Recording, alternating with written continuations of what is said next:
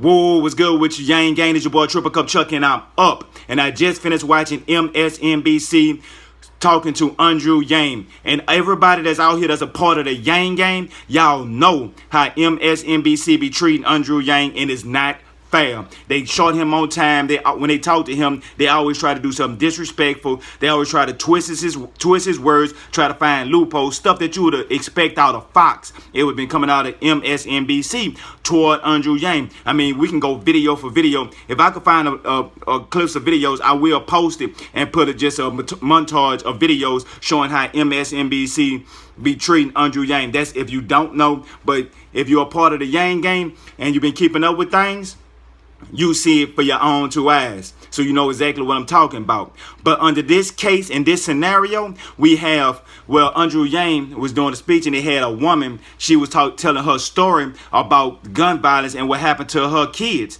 And you know what I'm saying, that was really heartfelt and touching. So when you seen Andrew Yang try to hold his composure, it was hard. It was really hard because he felt deep down inside, you know what I'm saying, about with his kids and a scenario like that, and how would he feel if something like that would happen to him. You know what I'm saying? He is there for the people. He actually feels the pain of the people. So when you see him, you see us. That's what I like about Andrew Yang. And the thing about it was MSNBC, they couldn't say nothing bad, because if you say something bad about a situation where a woman is pouring out her heart and saying her scenario that's recently that just occurred, it's nobody that can't feel sympathy for a person like that. And there should not be not one single person to try to attack. Let's say if Andrew Yang got emotional about this here, nobody should attack him for that, because that is him being humble and understanding and willing to listen and intake the struggle of the people. And other thing too is, on my last video, I ain't gonna say I forgot to mention, I don't know if I mentioned, but one thing that Andrew Yang was talking about with the gun laws is, at first I thought he was talking about like a fingerprint that you put on there, but he actually talking about like a grip. So it matches, the grip matches your hand, so it recognizes your hand. So when you got a so when you have a gun, it only registers to you. That is a good thing, especially if you got guns and you like guns and you have kids. A child getting to all types of things. So that would be a good thing to kind of slow it down. That wouldn't change with the criminals, because they still would get their hands on guns, and everybody know a criminal do not use a legal gun. But that would be good to keep it out of kids' hands, because that would slow that down at least 90%, because most of the kids, where they get the guns from, their house, their home, their parents. They know where their parents keep the gun or hide the gun, or whatever case the scenario might be. So therefore, when I see Andrew Yang made that, I forgot to say it, so I felt obligated to say, well, this was another thing that was featured about with Andrew Yang. And speaking about talking about Andrew Yang and features about Andrew Yang, I did a video. If y'all haven't seen it, go check it out. I was talking about how could Andrew Yang get the black vote. And if you listen to that video, I actually explained like how celebrities would be his biggest move. Like I was talking about T.I., Nicki Minaj, not Nicki Minaj, Cardi B. If you just get a person like that to mention his name, not everybody that follow, these millions of people that follow them, that probably don't pay attention to politics, when they see Andrew Yang name, and like, who is that? Then they said this, or $1,000 a month. Now their curiosity is gonna hike. They're gonna go to YouTube and research, and then they're gonna be a part of the YangGang, and then probably sooner or later they're gonna run across this video here. And once you run across this video here, and you came across this scenario, I want to say welcome to the YangGang. We up. But that was one thing. And then when I seen Whoopi Goldberg, when I seen Whoopi Goldberg, I was talking to my mom. I said, Whoopi like Andrew Yang. I said this a while back when he was on The View. I said, Whoopi really do like the Andrew Yang. There's a couple of them on them. And when she stood up and she was talking about how these big corporations don't pay nothing in taxes, and she got money, but she said, hey, I'm paying all these taxes, and if I don't pay all these taxes, and if I come short, or if I got somebody to pay the taxes and something don't go right, I'm going to end up like Blade, the original Blade, Wesley Snipes. Yeah, you know what happened to him for not paying his taxes. So these big corporations like Amazon, Google, even Microsoft, I play Xbox, but even Microsoft, they need to pay their fair share. Yeah, so when I heard Whoopi Goldberg talking about that, it was like, damn, she was, and then she gave it from a strong black woman, and you felt what she was saying.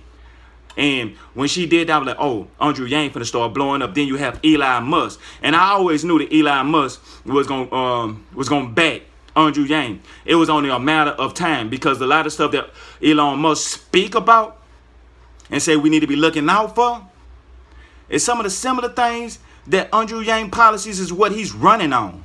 So yeah, I seen that coming, but that's a good look.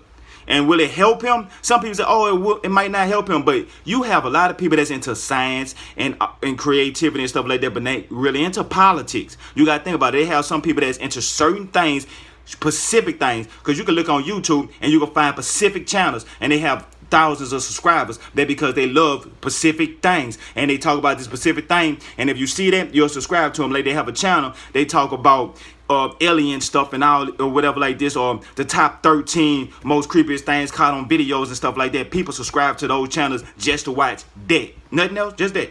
So you got a person like Elon Musk that do a lot of eventing things. Like he got the Tesla car named after Tesla that was talking about with the energy and stuff like that, the AC/DC thing. But you got somebody like that, and people that follow him, they might not be into politics, because politics is, to me, is almost like how football is becoming. And matter of fact, just all sports, it's becoming rigged and watered down. And they just trying to do stuff for entertainment. They're not trying to showcase the best skills, the best person. They're not trying to say, let's put together a team. It's all about finding this one individual and he moving around team. There's no loyalty no more with all that. So that's what I'm starting to notice about with these politics. It reminded me of sports and how people starting to fade away from sports, because I actually started fading away from a lot of sports. Every time I watch sports, you be seeing this stuff here, and then it get a little bit more skeptical. So I kind of like, I love sports, but it's just not the same no more.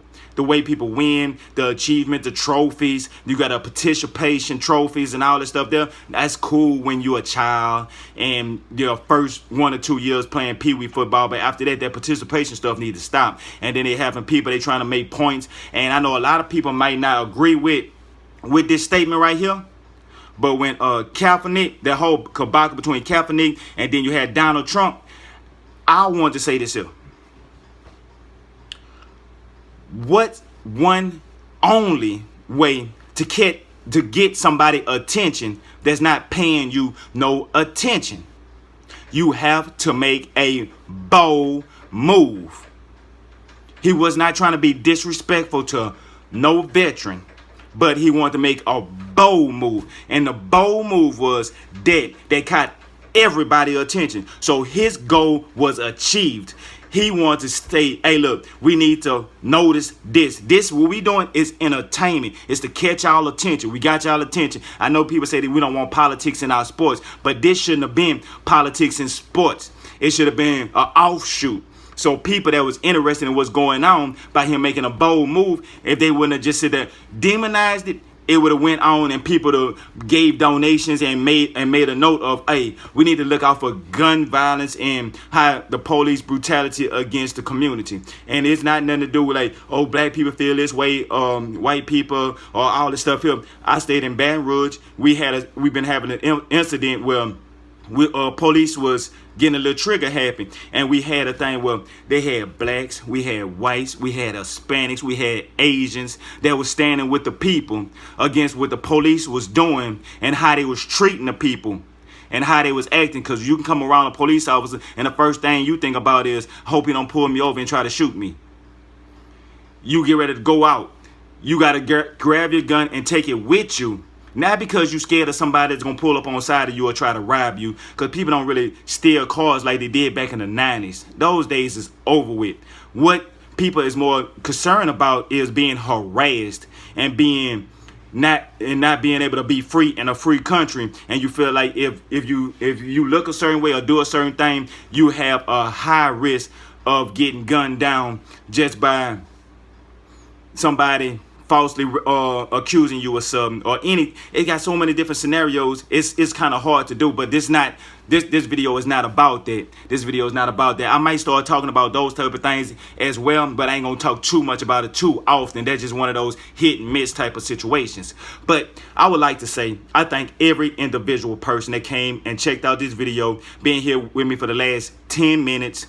that like, that subscribe, that share, that put the video out there, that's trying to get the YangGang going. And I want to say welcome to everybody that's new to the YangGang, everybody that's new to my channel, and everybody that's been rocking out with me. I highly appreciate that. Once I reach 1,000 subscribers, I'm gonna start a Patreon, and I would like to start giving away Andrew Yang's book, War on Normal People. I say this for the end, especially for my people that rocked out with me all the way to the end.